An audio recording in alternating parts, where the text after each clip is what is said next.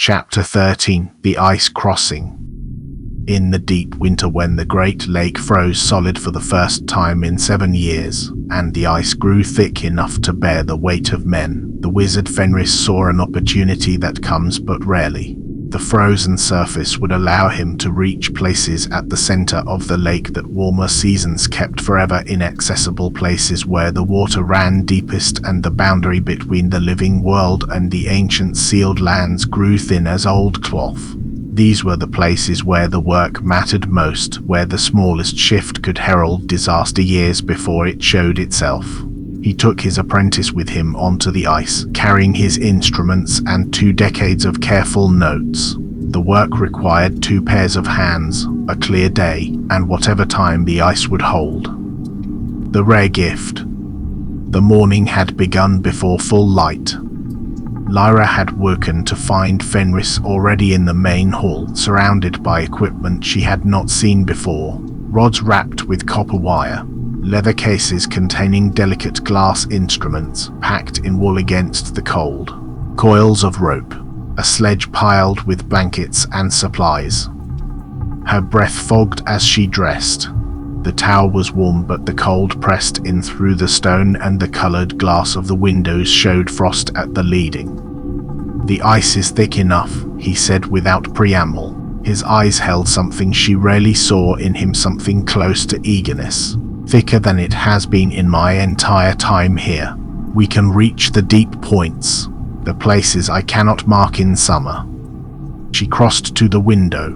The great lake that usually shifted grey and restless against the tower's island was gone. In its place lay a vast plain of white, smooth as plain timber in places, ridged and buckled in others where the ice had pressed and cracked and refrozen. "I tested it yesterday," Fenris said. "It will hold us and the equipment. We have perhaps 3 days before a thaw begins. I can feel it coming in the air. We must work quickly." He showed her the map, pointing to locations marked across the frozen surface. "These points. The lake sits directly above some of the oldest sealed places. In summer the water distorts everything I try to read. But now, with the ice between us and the deep," he paused. "Now perhaps we can see what has been hidden." They loaded the sledge and set out as the sun came clear of the eastern mountains. The cold struck hard the moment they crossed the bridge, a different cold from the tower, open and total, cutting through wool and leather alike. Lyra pulled her scarf higher. Their breath streamed white. The sledge runners made a clean scraping sound on the ice, very loud in the silence. The world had transformed. The island tower behind them shrank to a finger of stone. The shores on all sides seemed impossibly remote. And the silence, she had never heard such silence. No waves, no wind through trees, no birds. Just the creak of ice settling under their weight and their breathing and the runners, and nothing else. "Beautiful," Fenris said quietly. It was, and it was unsettling in a way she could not name. The work. They reached the first marking point by mid-morning. Fenris unpacked his instruments with the care of a man handling something that cannot be replaced. The copper-wrapped rod planted firmly in a hole, he drilled through the ice with a tool she had not seen before, the glass sphere that registered things she could not yet read, the leather journal where he set down what the instruments told him in symbols and numbers of his own devising. "What am I looking for?" Lyra asked, holding the second rod as instructed. Her fingers were already aching in her gloves. "Hold it straight. When I say, move it in a slow circle sunrise direction, as smooth as you can." She did as told, watching his face. His expression was the one he wore when calculating, still slightly inward, occasionally troubled.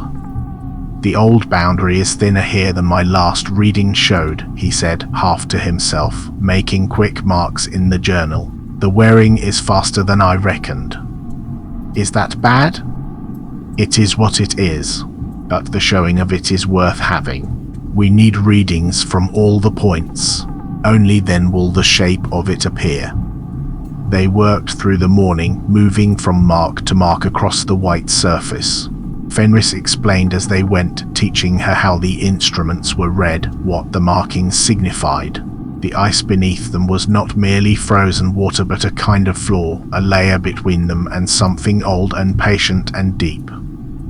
In spring when this melts, he said at the third point, all of this goes back beneath the water. Hidden again. This is the only chance in perhaps 10 years to read the deep places directly. By noon they had completed 4 points. Lyra's hands were cold despite her gloves and she had lost feeling in her toes. They stopped to eat dried meat and hard bread, crouching over the small spirit lamp he had brought, which gave a thin warmth. The food was cold before it reached her mouth, but she ate every scrap. Fenris studied the map, calculating.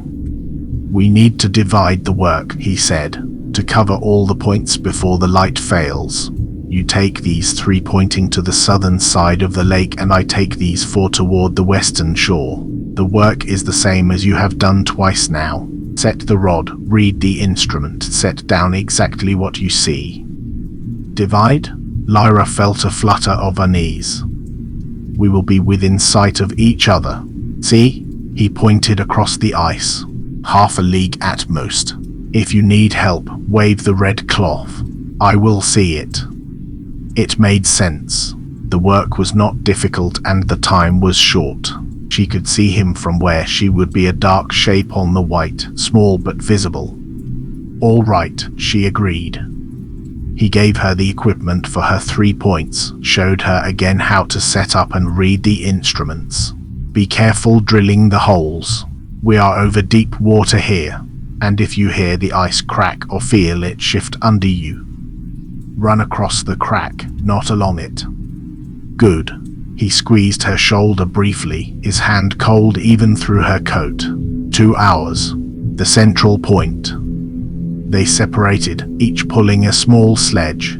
Lyra watched him walk away across the white, his dark coat distinct against the flat brightness, then turned south toward her own marks and began. The Watchers. She did not see them until they were 20 paces away. They had crossed from the far shore overnight or in the early dark, before Fenris and Lyra had come out from the tower.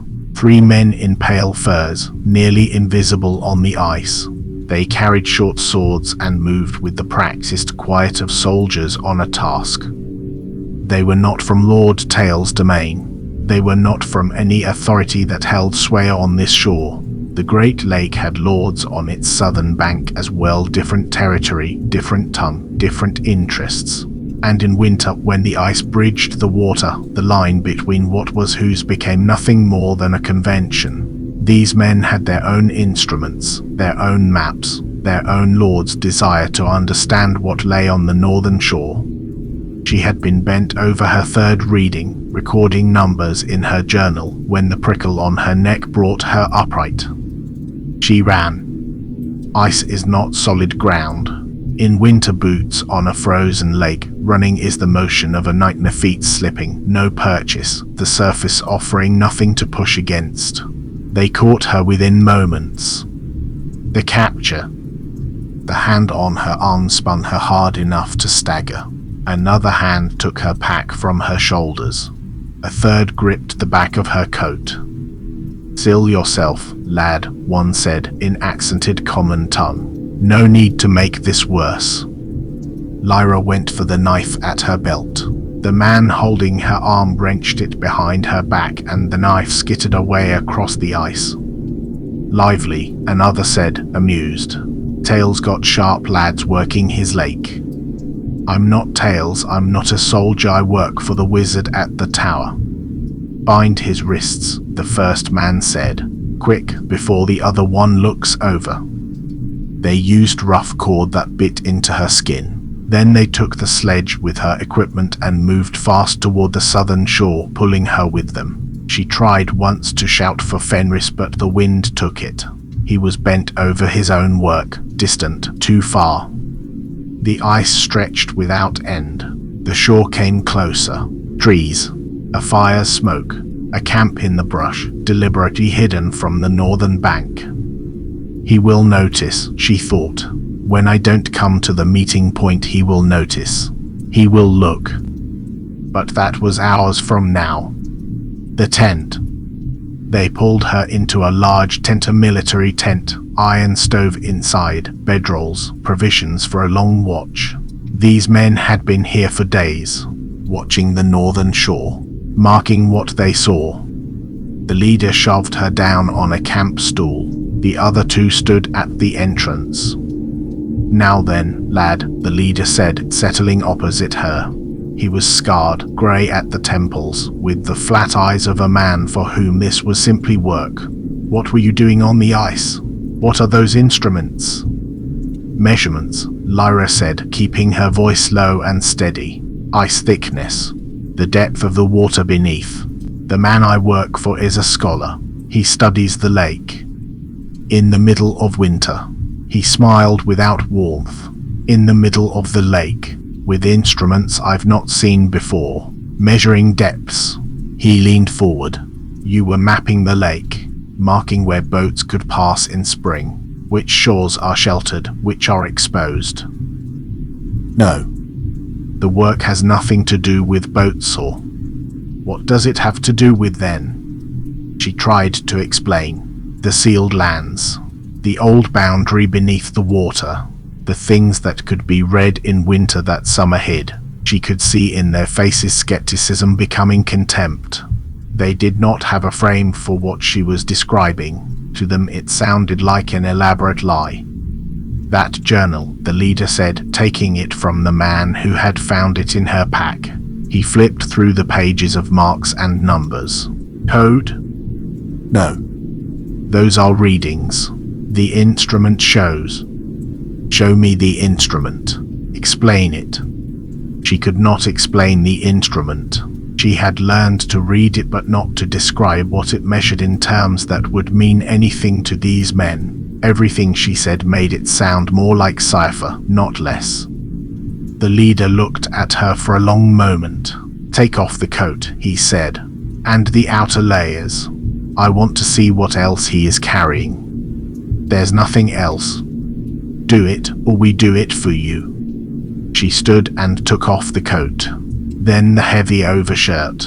The man went through each garment, finding nothing. She stood in her tunic in the cold of the tent, arms crossed. The tunic, the leader said.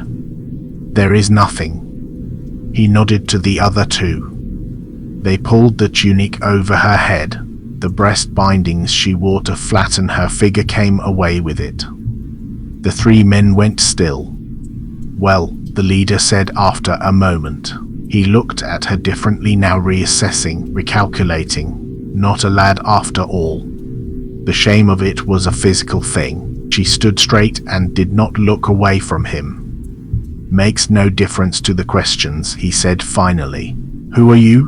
Who is the man with you? What were you measuring and why? I have told you everything truly, Lyra said. You do not believe it because you have no frame for it, but I have nothing else to tell you. He studied her face. Then take her outside. An hour in the wind. Let us see if the cold sharpens her memory. The cold. They tied her to a post outside the tent, her coat thrown back inside. The temperature had been falling all afternoon and the wind off the lake cut without mercy. At first the cold was pain-sharp and immediate across her bare arms, her lungs burning. Then the pain became numbness, which was worse. She did not shout. There was no one to hear. She thought about warmth. The tower's fireplace. Fenris's heavy cloak. The colored glass casting light across the floor. He is looking for me now. He knows. He is coming. But the light was failing and the wind was picking up and she was very far from the meeting point. They brought her back in before she was fully lost to it. Threw her coat over her shoulders. Let her sit by the stove, shaking so hard her teeth cracked together. She could not speak for a long time. Stubborn, one of the men said. Leave her until morning, the leader said. Cold makes people thoughtful. They settled in for the night, ate their meal, spoke between themselves in their own tongue about things she could not follow. She lay on the floor near the stove, hands still bound behind her, shaking and waiting for the shaking to stop. They had been careless. That was their mistake. They thought she was a soft girl who had run out of resources. They did not know what she had been before the tower. Acrobats learned to make the body do what it should not be able to do. Knife throwers learned to keep a blade where no one thought to look. The escape. She waited until their breathing deepened, until the stove popped and the wind covered smaller sounds. Then she worked her legs up behind her back, a movement that would have been impossible before 6 years of training, and worked at the lining of her boot with her teeth until the small blade came free. The cord took a long time. She sawed in tiny motions, freezing whenever a man shifted. When it parted, she lay still for 10 slow breaths. Then she gathered her clothes from the pile by the entrance, pulled them on layer by layer in the near dark, took her pack and journal, cut the tent ties and stepped out. The blizzard was in full force. She could not see 10 paces. Behind her, almost immediately, a shout. She ran. The blizzard. The ice was a nightmare in the dark, and the wind and the blowing snow. No landmarks, no stars, no sense of where anything was. She ran until she could not run, then walked, fell, rose, walked again. West, she thought. Tower is north and west. Wind comes from the east, keep it at your back to find west. Walk into it to find east. Do not walk into it. She fell and the ice came up hard against her face. She lay there longer than she should have before something made her rise. The cold had a quality now that was different from the pain of the tent post. It was patient. It was not trying to hurt her. It was simply waiting. Get up. He is looking. Get up. She got up. The shape appeared through the white chaos without warning, tall, dark, moving with purpose. Fenris. Her voice was almost nothing. He turned, crossed the distance between them in moments. His arms caught her before she went down again. I have you, he said. His voice was rough in a way she had not heard before. I have you. Hold on. Found you, she managed. Yes. Come. The tower is close. He kept her upright across the ice, one arm around her, adjusting when the wind pushed. Once she went down and he lifted her without comment, and they continued.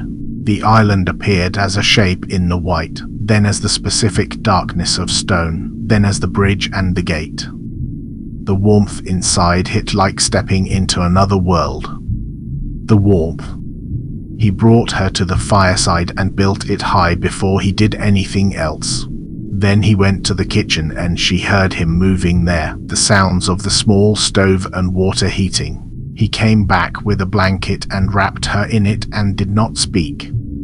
He brought soup, eventually a heavy broth he must have had waiting, heated through. He put it in her hands and sat across from her and watched her drink it. The warmth spread from the inside in a way the fire alone had not managed.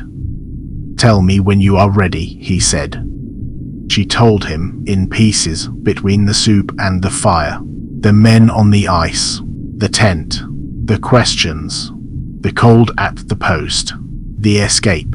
His face showed nothing while she spoke, but his hands, she noticed, had gone very still on the arms of his chair. When she finished, he was quiet for a time. The instruments they took from the sledge, he said. What did they do with them? She almost laughed. That is your question? The rest I know how to think about, he said. The instruments I am less certain of. He helped her to her room and brought more blankets, so many that the weight of them alone was a warmth.